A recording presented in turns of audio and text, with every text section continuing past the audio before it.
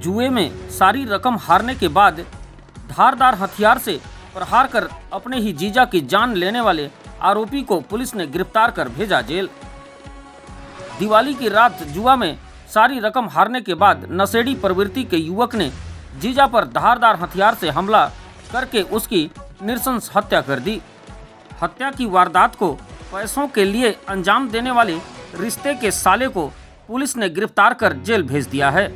Police ने कत्ल की वारदात को अंजाम देने प्रयुक्त टांगी और वाइपर को भी बरामद कर लिया है।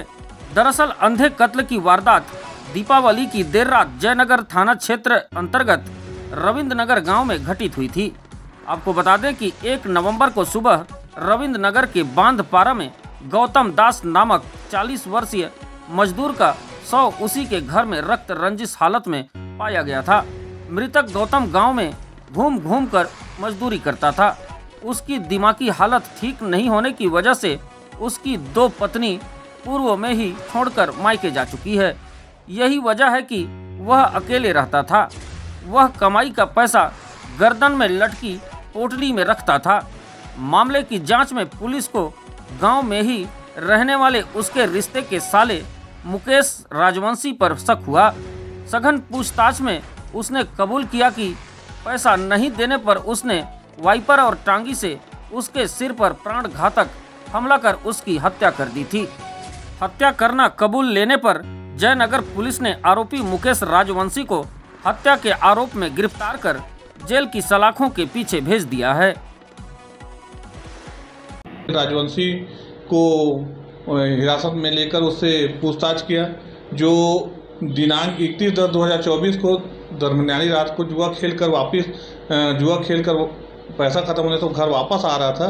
जिस दौरान उसके रिश्ते में जीजा मृतक गौतम के घर के पास वह उनसे मिला और उनके घर में वो तंबाकू खाने के नाम से उनके साथ गया घर में और वहाँ बैठकर दोनों के बीच में फिर वो अपनी जीजा से पैसा लेने की बात बोला, जिसमें उसके जीजा ने पैसा देने से मना कर दिया और उसी बीच में उन दोनों के बीच में झगड़ा विवाद पैसा देने नहीं देने की बात पर झगड़ा विवाद शुरू हो गया, जिस पर वो वहीं पर रखे वाइपर के टुकड़े से और फिर बाद में टंगिया से उनके सिर में 2 बार हमला किया, जिससे वहाँ पे मृतक की मौत हो गई।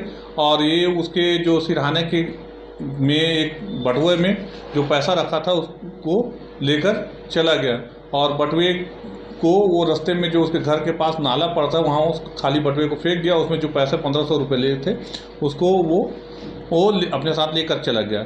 और हत्या आरोपी द्वारा अकेले किया गया कि और कुछ नहीं, इसमें आरोपी ने स्वयं स्वीकार किया कि उसने हत्या स्वयं अकेले किया है और उससे घटना में प्रयुक्त एक टांगी और जो पैसा